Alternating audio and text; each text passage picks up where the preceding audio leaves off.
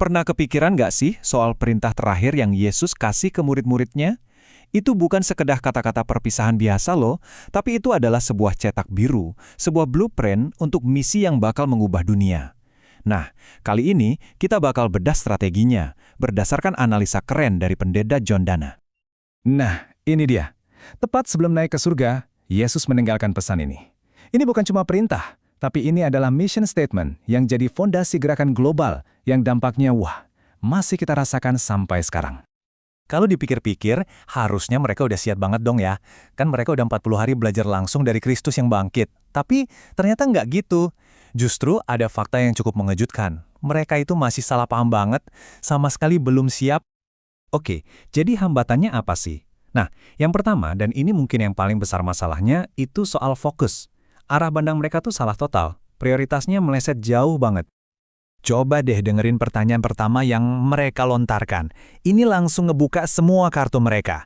Setelah semua yang mereka alami, pikiran mereka masih nyangkut di pemulihan kerajaan Israel secara politik. Fokusnya masih duniawi banget. Padahal misi yang ditawarkan tuh jauh-jauh lebih besar dari itu. Nah, di sini kita bisa lihat betapa bedanya cara pandang mereka. Coba lihat, di sisi kiri fokus murid-murid, kerajaan politik, kekuasaan duniawi, bebas dari penjajahan Roma. Itu yang ada di kepala mereka. Sekarang bandingin sama yang kanan, fokus Kristus, kesaksian universal, kuasa rohani, bebas dari dosa. Jomplang banget kan? Jadi, kalau kita ringkas, masalahnya ada 3 nih. Prioritasnya salah, tugasnya salah paham, dan mereka nggak sadar perlengkapan yang dibutuhin itu apa. 3 batu sandungan inilah yang harus diberesin dulu sama Yesus. Terus, gimana Yesus merespons ini?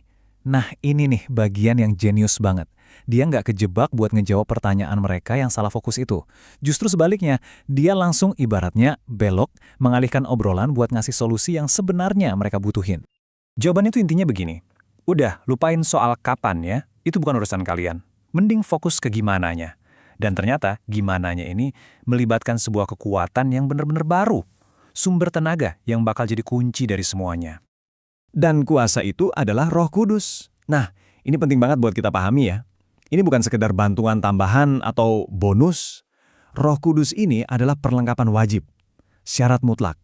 Tanpa dia, misi ini ya nggak bakal bisa mulai, apalagi berhasil.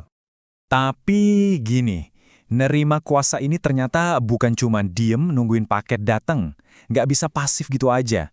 Ada bagian yang harus para murid lakuin, mereka harus ngelewatin sebuah proses transformasi biar jadi saksi yang benar-benar berkualitas. Nah, ini dia proses 5 langkahnya. 1. Taat. Mereka disuruh tinggal di Yerusalem, kota yang notabene bahaya buat mereka.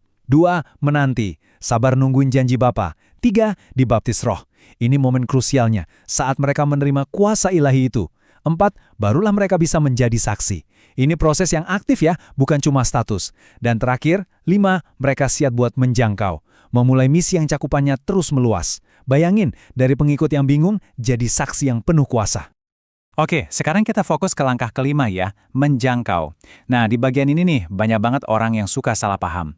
Ada satu detail kecil di perintah Yesus yang ternyata ngubah seluruh strategi misinya. Oke, pertama, misi itu mulai dari rumah, tepat di Yerusalem. Kota yang mereka kenal banget. Tapi ya itu tadi, juga penuh bahaya. Terus perhatiin deh kata selanjutnya. Dan di seluruh Yudea dan Samaria. Kata dan ini kuncinya. Ini bukan berarti ntar kalau udah selesai di Yerusalem, baru ke Yudea. Bukan. Ini artinya barengan, serentak. Mereka harus jangkau tetangga mereka, bahkan rival mereka di waktu yang sama. Dan sekali lagi ada kata dan, sampai ke ujung bumi. Jadi coba bayangin deh, ini tuh kayak riak air yang menyebar secara bersamaan.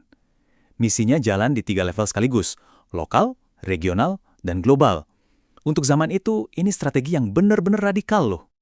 Pertanyaannya sekarang, gimana caranya? Gimana sekelompok orang yang tadinya penakut, bingung, bisa ngejalanin misi global yang serentak kayak gini? Kekuatannya datang dari mana coba?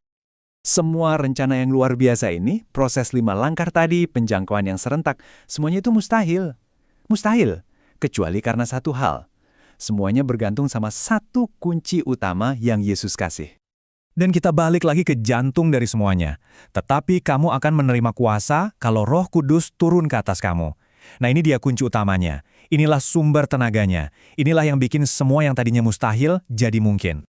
Dan ini membawa kita ke sebuah pertanyaan buat kita hari ini.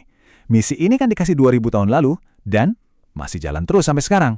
Pertanyaannya bukan lagi apakah misinya masih sama, tapi apakah sumber kekuatannya masih sama? Kunci utamanya saat itu adalah Roh Kudus.